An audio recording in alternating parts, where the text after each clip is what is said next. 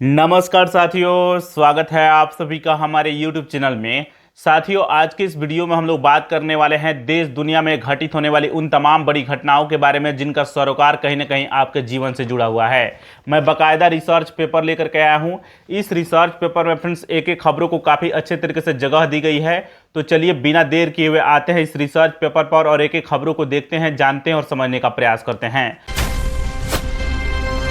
पहली जो बड़ी खबर है काफ़ी इंपॉर्टेंट है। पहली बड़ी खबर है, अमेरिकी राष्ट्रपति डोनाल्ड ट्रंप के फोन के बाद इजरायली प्रधानमंत्री बेंजामिन नेतन्याहू ने लेबनान के साथ सीज फायर को राजी हो गए हैं। दोस्तों, जैसा कि आप सभी को पता होगा कि डोनाल्ड ट्रंप ने जैसे ही ईरान के साथ सीज फायर का ऐलान किया था, उसके अगले 24 घंटे के भीतर इजरायल ने 100 हवाई हमले लेबनान में किए थे, जिसमें लगभग 250 से ज़्यादा लेबनानी मारे गए थे, यानी लेबनान के नागरिक मारे गए थे। तो ये चीज़ें आप लोगों को पता होगा।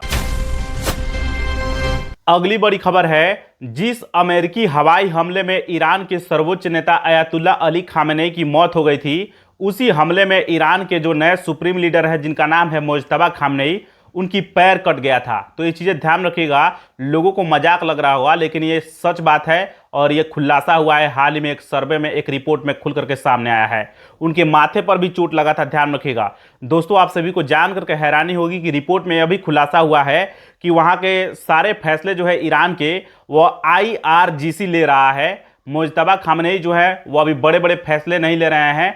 IRGC यानी इस्लामिक रिवोल्यूशनरी गार्ड कॉर्प्स, ये फुल पर वहाँ का एक सैन्य संगठन है ईरान का, वही सारा का सारा फैसला ले रहा है। तो ये चीज़ें ध्यान रखिएगा। अगली जो बड़ी खबर है, पाकिस्तान इतना असुरक्षित देश बना हुआ है कि अमेरिका और ईरान के बीच सीज फायर के लिए इस्लामाबाद आ रहे अमेरिकी उपराष्ट्रपति JD वेंस के विमान के चारों ओर 5 फाइटर जेट उड़ान भर रहे थे। दोस्तों, एक तरीके से बोला जाए कि असुरक्षा का माहौल पाकिस्तान में है। उनको यह लग रहा था कि कहीं तालिबान वाला हमला मत कर दे, या जो पाकिस्तान जो खुद पालता है आतंकवादियों को, वे हमला मत कर दे अमेरिकी उपराष्ट्रपति के ऊपर, JD वेंस के ऊपर। तो ये चीज़ें ध्यान रखिएगा, ये काफ़ी बड़ी खबर है। अगली जो बड़ी खबर है, अमेरिकी सुरक्षा एजेंसियों ने खौफनाक खुलासा करते हुए कहा है कि चीन जो है वह गुपचुप तरीके से वह ईरान के पिछले दरवाजे से बहुत ही भारी मात्रा में क्या कर रहा है, तो हथियारों की सप्लाई कर रहा है, यानी हथियारें ईरान को भेज रहा है चीन। आप लोगों को जान करके हैरानी होगी कि जब से डोनाल्ड ट्रंप इसके बारे में जाने हैं, बौखला गए हैं। तो ये चीजें ध्यान रखिएगा। अगली बड़ी खबर है, पाकिस्तान पर ईरान को भरोसा नहीं है। दोस्तों, जब आप लोग यह जानिएगा और समझिएगा कि आखिरकार ईरान जो है वह पाकिस्तान पर भरोसा क्यों नहीं कर रहा है, तो आपके पैरों तले फ्रेंड जमीन खिसक जाएगा। दरअसल बात यह है कि अमेरिका ईरान के बीच इस्लामाबाद में हो रहे सीज फायर की बैठक में शामिल होने के लिए ईरान ने कई नकली विमान भेजे हैं। नकली विमान क्यों भेज रहा है, और जितने भी नकली विमान ईरान ने पाकिस्तान में भेजे हैं, उस विमानों में से मात्र एक ही विमान में ईरान के शिष्टमंडल या प्रतिनिधिमंडल बैठे हुए थे, जो अमेरिका के प्रतिनिधिमंडल के साथ शांति वार्ता करेंगे इस्लामाबाद में, यानी पाकिस्तान की राजधानी में। तो ये चीजें ध्यान रखिएगा। अगली बड़ी खबर है, ऑपरेशन सिंदूर में भारत ने जिस पाकिस्तान के एयरबेस को बनाया था निशाना, उसी पर उतरा अमेरिकी विमान।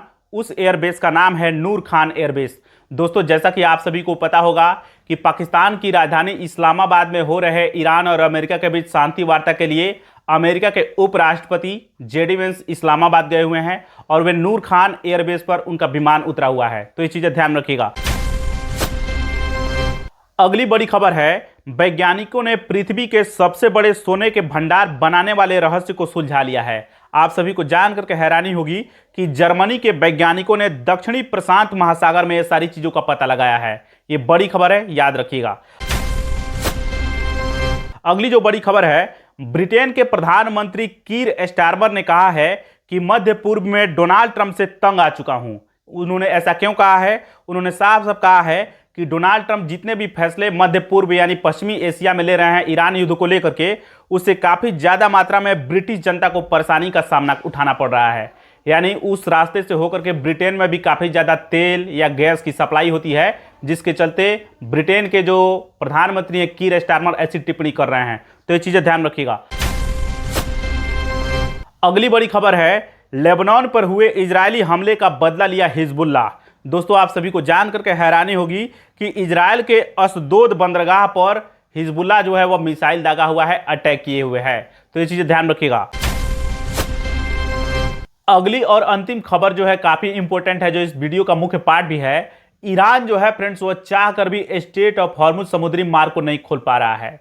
दोस्तों, जैसा कि आप सभी को पता होगा कि ईरान और अमेरिका के बीच जब से मिडिल ईस्ट में युद्ध शुरू हुआ था, यानी वार शुरू हुआ था, तब स्ट्रेट ऑफ हॉर्मुज में ईरान जो है समुद्र के नीचे बहुत सारी मात्रा में, भारी मात्रा में क्या किए हुए था, तो आप सभी को जान करके हैरानी होगी, बारूदी सुरंगें बिछाए हुए था।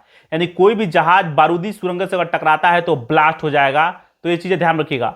और जिन जिन जगहों पर ईरान जो है बारूदी सुरंगों को लगाए हुए था, उसका लोकेशन अब उसको मिल ही नहीं रहा कि हम कहां कहां पर लगाए हुए थे। उसको निकालेगा, उसको डिफ्यूज करेगा, उसके बाद ही तो जहाजों की आवाजाही फिर से शुरू हो सकेगी। लेकिन उसको लोकेशन ही नहीं मिल पा रहा है, इसी कारण काफी ज्यादा दिक्कतों का सामना करना पड़ रहा है और हॉर्मुज को खोलने में काफी ज्यादा परेशानियों का सामना करना पड़ रहा है और लेट हो रहा है। जानकारी अच्छी लगी हो लाइक कीजिए। मिलेंगे नेक्स्ट वीडियो में, तब तक के लिए बन रही है हमारे चैनल के साथ। नमस्कार, धन्यवाद।